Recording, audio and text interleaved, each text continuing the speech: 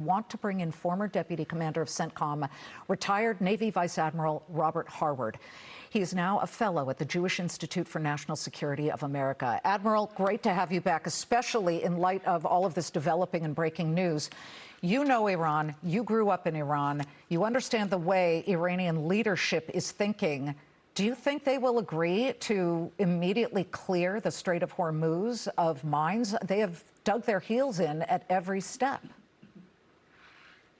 Well, they're in extremis. They are running out of money. They are causing long-term impact to their energy sources and their revenue. So I think they could agree to this first step, which allows them to flow their oil.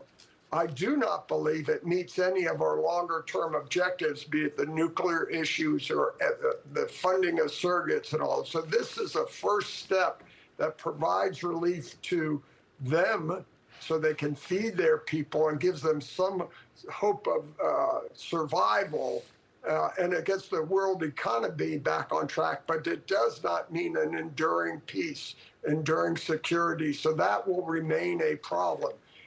And we'll have to see the final details. But the president, he's got them down right now, so he controls the tempo. If he wants to take the short-term opportunity to get the world oil flowing, I can understand that. But ultimately, he's going to have to address the other issues. And that's going to happen sooner instead of later, even with the flow of oil.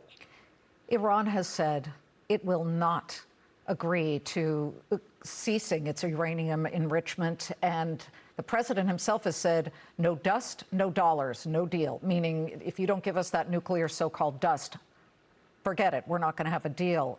Can he hold to that if they continue to say and remain intransigent? Well, at the end of the day, this immediate problem is not necessarily ours, it's the world. And he's shown great patience, understanding, and accommodation to our allies and partners who need this oil to flow. But at the end of the day, especially for the Arab nations, the nuclear issues, the funding of surrogates, the missiles and drones, if those are still in place, he's got a longer-term problem with us. And so they're going to have to address that one way or the other. Solve this first step if you want to, but it means the others are still pending and will have to be addressed sometime in the not-too-distant future. Yeah, their entire oil industry is at a complete stop in Iran. Karg Island has been basically shut down. The Navy of Iran, gone. The Air Force, gone. We don't see any more planes. They still have their drone operations, but they are very, very weak at this point. So I think it's important to point out, though, and I'm sure you would agree, that we're a democracy, they're not. We, as a business channel, are constantly covering people who are paying more for gasoline, and it's hard for them to have long-term vision. Okay, it's really important to make sure Iran never gets nuclear weapons. So crucial. They're always saying death to America, death to Israel. They are a menace to the entire Middle East and the world. And yet, you've got a lot of Americans saying, hurry it up. We don't like this high oil price situation, but it behooves the leadership of this presidency to continue, does it not? Or it becomes the next president, whoever and whatever side of the aisle that person comes from, it'll become their problem. Look, the president struck Iran. He understood that. He has a once-in-a-generation opportunity, so he doesn't have to worry in the future of Republicans or Democrats. He can solve this long-term problem of ensuring that Iran does not have a nuclear weapon. And if he signs this deal without addressing that, he's got to follow up right on with some other strategy to accomplish it. And you could do that, I assume. I don't have the inside, but at the end of the day, it's the government and the regime.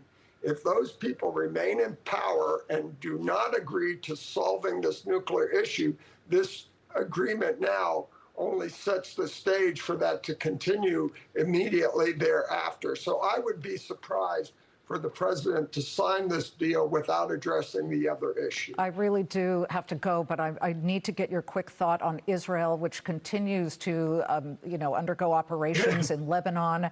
They are basically ordering major strikes, entire Lebanon, an evacuation order.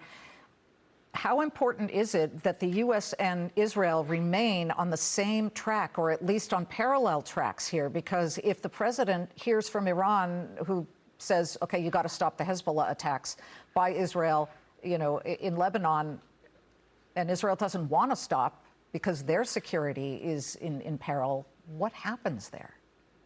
Israel won't stop. They're going to look after their interests. They have this once-in-a-lifetime opportunity because of the strikes of what we've done together. They're going to make sure it becomes a long-term solution. And as you remember, when they first started the war, it was all about decapitating, going after the IRGC. And once they address Hezbollah, I think they're going to be back on that path.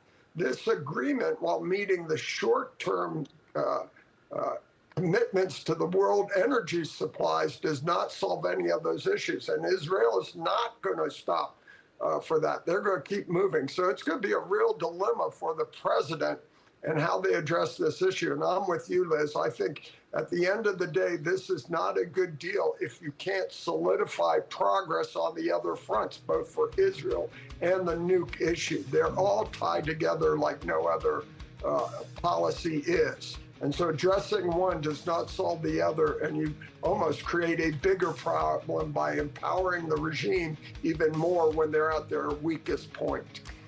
Not an easy situation. The president continues to try and tackle it. Admiral, thank you. Wonderful to see you. Please come back. Thanks, Liz.